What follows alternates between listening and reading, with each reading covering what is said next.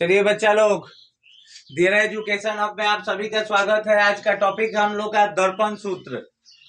दर्पण सूत्र यानी अवतल दर्पण में आपको सिद्ध करना है 1/v प्लस 1/u बराबर में 1/f। ये मोस्ट इंपोर्टेंट है class 12th and class 10th के लिए। ठीक, आपको दोनों में VVI 5 नंबर का ये क्वेश्चन है।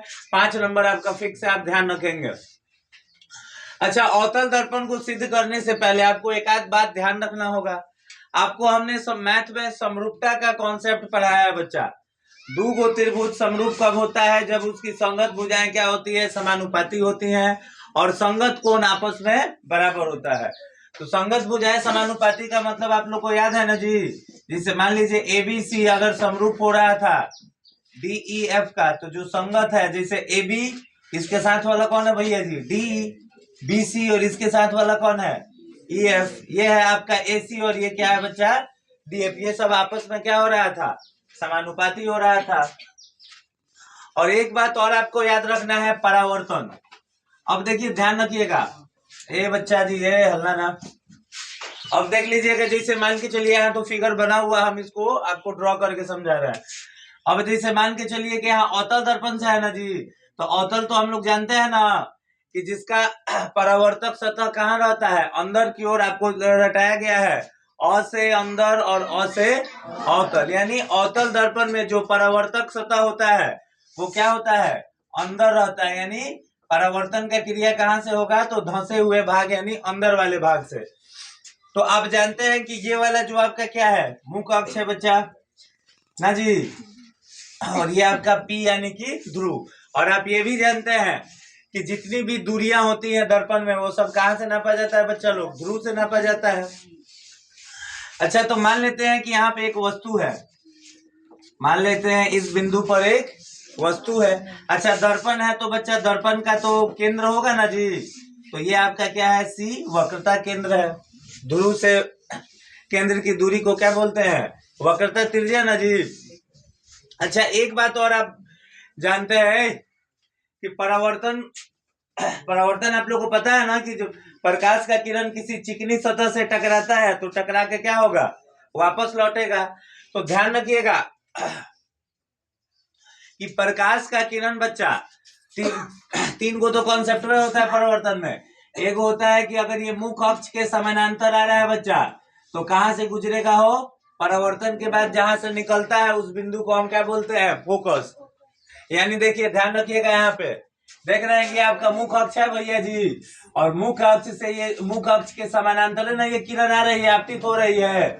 और देखिए यहाँ पे टकरा रहा है जी, और ये जहां से निकलेगा जिस बिंदु से, उस बिंदु को हम क्या बोलते हैं बच्चा? F का मतलब फोकस। ठीक, यानी आप याद रखेंगे, वैसे भी आता है ऑब्जेक्टिव क्वेश्चन कि मुख्य अक्ष के समानांतर आती किरणें परावर्तन के बाद कहां से गुजरती है बच्चा? तो देखिए, मुख्य अक्ष के समानांतर आती किरणें परावर्तन के बाद कहां से गुजरेगी भैया? फोकस से गुजरेगी। एक ये कॉन्सेप्ट था। और एक और नियम क्या था कि अगर जो आपतित किरण है बच्चा, अगर वो वक्रता केंद्र से होकर जाए तो उसी पथ पे बच्चा लोग क्या होती है? वापस लौट जाती है। आप जानते हैं ना, ध्यान रखिए। जिसे मान के चलिए कि अगर कोई किरण ये जो वक्रता केंद्र से होके अगर ऐसे आ रहा है बच्चा, ठीक, तो ये इसी पथ पे क्या होगा? वापस भी लौट जाएगा। और एक कॉन्सेप्ट क्या है कि देखिए, ये जो मुख्य अक्ष के समानांतर जो किरण आएगा बच्चा, वो जिस बिंदु से गुजरेगा उसको हम क्या बोलते हैं बच्चा लोग? फोकस बोलते हैं, F बोलते हैं। तो यही दो कॉन्सेप्ट और एक समरूपता का कॉन्सेप्ट लगा के हम इसको क्या करेंगे? सिद्ध करेंगे। तो आपको तो समझ में आ रहा है भैया जी कि ये जो आपका क्या है? ध्रुव है। ये जो क्या है देखिए, ध्रुव से F यानी फोकस की दूरी को बच्चा हम क्या बोलते हैं? फोकस दूरी। तो आइए, यहाँ पे हमने आपको आसान कर दिया। देखिए, P से लेके F तक को हम क्या लिख सकते हैं बच्चा? F लिख सकते हैं, फोकस दूरी। अवतल दर्पण है इसलिए यहाँ पे हमने क्या लगाया है? माइनस। क्या है कि अवतल दर्पण में सब माइनस होता है, U, V और F। अब आइए बच्चा, अब ध्यान रखिए। अच्छा, परावर्तन हो गया बच्चा, तो इमेज बनेगा ना जी। तो इमेज कहाँ बन रहा है? इस पॉइंट पे। तो इमेज का नाम हमने दे दिया है I से लेके I डैश तक। देखिए यहाँ पे I से लेके I डैश तक हमारा इमेज है। तो ध्यान रखिए बाबू, तो इमेज यहाँ ना बन रहा है जी। तो देखिए इस पॉइंट से लेके इस पॉइंट तक के दूरी को हम प्रतिबिंब दूरी बोल सकते हैं। इमेज को हिंदी में प्रतिबिंब ना कहा जाता है। यानी P से लेके I तक का जो दूरी है उसको हम क्या बोलेंगे, प्रतिबिंब दूरी। और ये भी क्या होता है, माइनस में होता है। अब एक चीज और है भैया जी, देखिए P से लेके C तक, C का मतलब केंद्र ना भैया जी। तो केंद्र से ध्रुव के बीच की दूरी को हम क्या कहते हैं, वक्रता त्रिज्या, जिसको कैसे सूचित करिएगा, R से। और ये वैल्यू क्या हो रहा है, P से लेके C तक ना भैया, तो PC को हम क्या कहते हैं, -R। अब वस्तु तो यहाँ रखा हुआ है ना जी, वस्तु तो यहाँ रखा हुआ है। तो वस्तु से लेके ध्रुव तक की दूरी को हम क्या बोलते हैं, वस्तु दूरी। यानी P से लेके A तक हमारा क्या है, वस्तु दूरी है। यानी वस्तु दूरी को किससे सूचित किया जाता है, U से। और यह अवतल दर्पण है, इसलिए यहाँ पे क्या हो जाएगा, माइनस हो गया। यानी फिगर आप लोग को समझ में आ रहा है ना जी। अगर मुख्य अक्ष के समानांतर आएगा तो फोकस से गुजरेगा, और केंद्र से होकर जाएगा बच्चा तो उसी पथ पे क्या होता है, वापस लौट जाता है। अब चलिए आइए हम लोग देखते हैं। अच्छा, जब आपको समरूपता हम पढ़ा रहे थे तो आपको ये भी पढ़ाया गया होगा कि वो जो शीर्षाभिमुख कोण वाले होते हैं वो भी आपस में क्या होते हैं, समरूप होंगे। यानी इस टाइप का जो त्रिभुज होता है बच्चा लोग, तो ये दोनों आपस में क्या होगा, समरूप होता है ना जी। तो देखिए अगर आपको फिगर अच्छे से आप देख पा रहे हैं तो आपको यहाँ दिख रहा है, देखिए एक त्रिभुज है ABC, और ऐसा ही देखिए CI डैश। यानी देखिए एक ये वाला और ये वाला, और इधर से आइए देखिए बउआ जी, एक और तो हम भूल गए बात, यहां से हमने एक लंब ले लिया N। अच्छा देखिए यहाँ पे तो MNF, और यहाँ क्या है जी, FI डैश। तो ये देखिए ये वाला दोनों और ये वाला दोनों आपस में क्या है बच्चा, दोनों समरूप है ना जी। तो आइए समरूपता का कॉन्सेप्ट यूज करते हैं हम लोग। आप जानते हैं कि अगर दो त्रिभुज समरूप है तो उनकी संगत भुजाएं क्या होगी, समानुपाती होंगी। तो हमने लिया है समरूप त्रिभुज ABC और CI डैश। देख रहे हैं जी, ABC और CI डैश। तो आप जानते हैं कि संगत भुजा क्या होगा, समानुपाती होगा। तो यहाँ पे लिखा हुआ है कि AB बटा I डैश। यानी देखिए ये आपका AB हो गया बच्चा लंबा वाला सीधा, तो ऐसा ही ना होगा इसमें भी। तो ये वाला कौन सा है, I डैश का है जी। यानी AB के संगत कौन है, I डैश। अब देखिए आइए दूसरा क्या लिया है, AC इसमें, तो इसके संगत यही वाला ना है बाबू, इसी के जैसे संगत बने क्या, साथ वाला, जैसे नहीं अभी आपको बताया कि देखिए ABC और ये क्या है DEF। तो AB के साथ वाला कौन है, D ना है जी। इसको हम क्या लिख सकते हैं कि AB बटा D। BC के साथ वाला क्या था, EF, तो हम इसको लिख सकते थे BC बटा EF। तो उसी प्रकार से यहाँ पे हमने क्या लिखा है बाबू, AC, और इसके साथ वाला कौन है, CI। तो AC बटा क्या हो गया, CI। ये हो गया समीकरण एक। अब एक बार यही काम आपको कहाँ करना है भैया जी, तो ये वाला समीकरण में, ये वाला त्रिभुज में दूगो कौन कौन, MNF और FI डैश। अब देखिए त्रिभुज MNF और IIF में लिखा हुआ है कि MN बटा I डैश। यानी देखिए इसका ये लंब MN और इसका लंब क्या है भैया जी, I डैश। तो MN बटा I डैश बराबर, अब देखिए बच्चा इसका आधार वाला FN, तो इसका आधार क्या है, FI। तो FN बटा में FI। अब आपको हमने जब दर्पण में F बराबर R/2 हम लोग जब सिद्ध कर रहे थे बच्चा, तो आपको हमने बताया था कि दर्पण का द्वारक क्या होता है, छोटा होता है। यानी ये जो फिगर आपको हम इतना लंबा बनाया है ये इतना दूर नहीं है, ये जो इतना फैला हुआ है ना जी, इतना इन दोनों के बीच डिस्टेंस नहीं है। काहे नहीं है, काहे कि देखिए ये जो आपतित किरण आ रही है वो मुख्य अक्ष से बच्चा एकदम सट के आता है, ठीक। तो उस कंडीशन में आप कह सकते हैं काहे कि ये जो FN है वो किसके बराबर होगा बच्चा, FP के बराबर हो जाएगा। काहे कि देखिए वैसे भी N और P के बीच का दूरी क्या है, एकदम कम है। तो आप कह सकते हैं कि जो FN है वही FP के बराबर है, ठीक। और एक बात और हमने मिस कर दिया, क्या मिस कर दिया बाबू, तो एक बात ध्यान रखो, ये देख रहा हो जो AB है, A से लेके B तक, ये MN दोनों बराबर नहीं है जी। काहे बराबर है, काहे कि ये जो आपतित किरण बच्चा मुख्य अक्ष के समानांतर आ रही है, तो समानांतर किसको कहा जाता है? आप लोग पढ़ते हैं समानांतर। तो समानांतर का मतलब क्या कि जब जहां अंतर हर जगह समान हो। देखो अगर यहाँ अंतर 2 है तो यहाँ भी 2 होगा, यहाँ भी 2 होगा, यहाँ भी 2 होगा। हर जगह अगर समान होगा तभी हम उसको क्या कहते हैं? समानांतर। यानी 2 रेखा समांतर कब होगी बच्चा? जब उनके बीच का अंतर क्या होगा? बराबर होगा, समान होगा। तो देख रहे हैं ये जो 2 लाइन है तो ए बी जितना वैल्यू होगा उतना वैल्यू होगा एम एन का। देख लीजिएगा यहाँ पे लिखा हुआ है, चूंकि एम एन बराबर है बउआ ए बी, तो एम एन के जगह पे आप क्या लिख सकते हैं? ए बी बटा आई आई डैश बराबर ये आपका जो कहते हैं एफ एन बटा एफ आई। अब आ जाइए वही दर्पण का द्वारा क्या हो? छोटा हो। तो हम बोल सकते हैं कि ये जो एफ एन है वो किसके बराबर है भैया जी? एफ पी के बराबर है। यानी एफ एन के जगह पे आप क्या लिख सकते हैं बच्चा लोग? एफ पी लिख सकते हैं। अब देखिएगा तो ए बी बटा आई आई डैश बराबर, अब एफ एन के जगह पे हम क्या लिख सकते हैं? एफ पी बटा में एफ आई। ये हो गया समीकरण 2। अब आइए समीकरण 1 और 2 से। तो देख रहे हैं ए बी बटा आई आई डैश ए सी बटा सी आई। यहाँ भी देखिए ए बी बटा आई आई डैश है भैया जी, एफ पी बटा एफ आई। तो ए बी बटा आई आई डैश से ए बी बटा आई आई डैश खत्म हो जाएगा भाई लोग, ये कट गया। तो देखिए यहाँ क्या बच गया जी? ए सी बटा सी आई।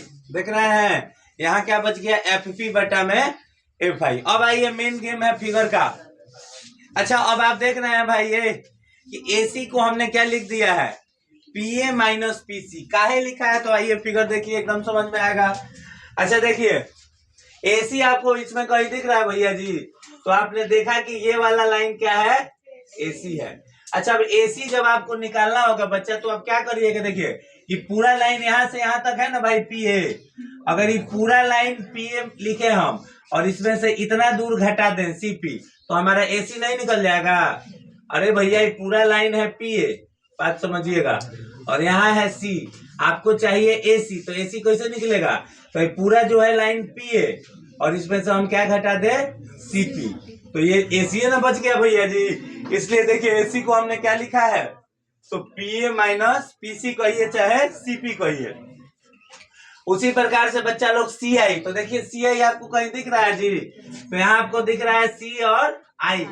तो देखिए सी आई में भी वही कॉन्सेप्ट है बच्चा। तो पी से लेके सी तक और बीच में क्या है? आई। आपको निकालना है बच्चा सी आई ना हो, तो पहले आप पूरा लेंगे पी सी और पी सी में से क्या घटा देंगे? पी आई घटा देंगे, तो आपको क्या मिल जाएगा जी? सी आई। तो देखिए सी आई को हम क्या लिख सकते हैं? P C minus P I बराबर में बउआ हो गया एफ पी। और देखिए एफ आई को क्या लिखा है? P I minus P F. कैसे? तो देखिए एफ आई को कैसे लिखिएगा? तो देखिए पी से आई तक और इसमें से क्या घटा देना है? पी से एफ तक। तो देखिए एफ आई को हम लिख सकते हैं P I minus F P F.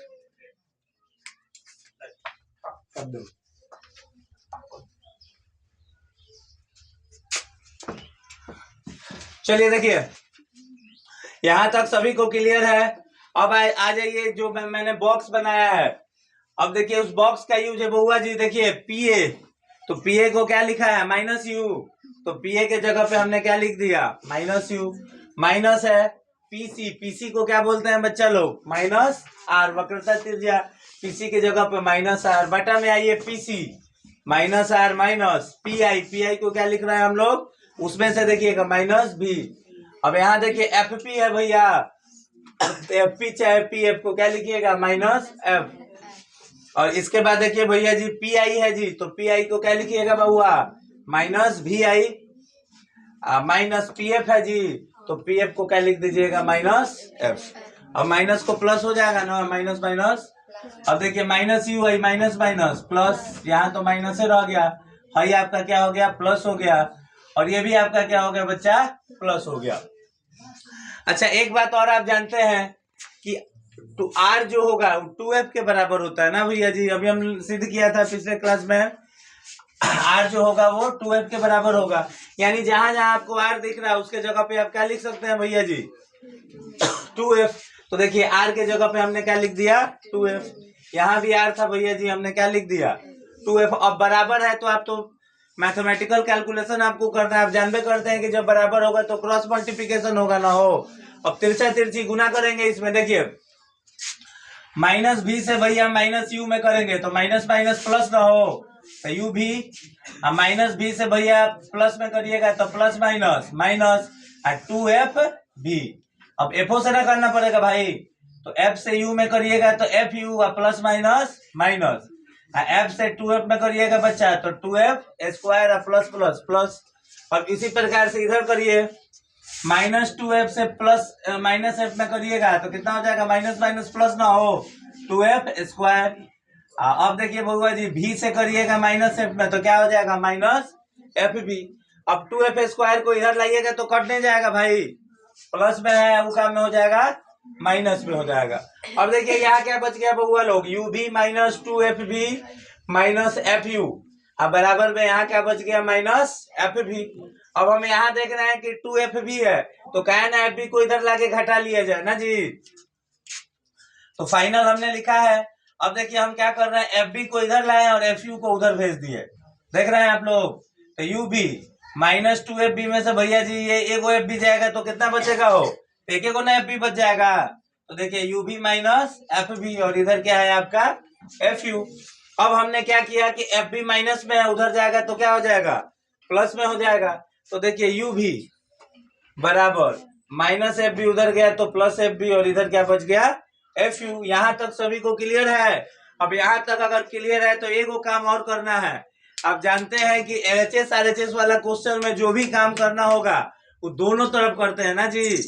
जोड़ना गुना करना होगा तो दोनों तरफ जोड़िएगा तो दोनों तरफ, चाहे भाग भी दीजिएगा तो दोनों तरफ। तो दोनों तरफ हम भैया जी भाग दे देंगे किससे, यू भी एफ से।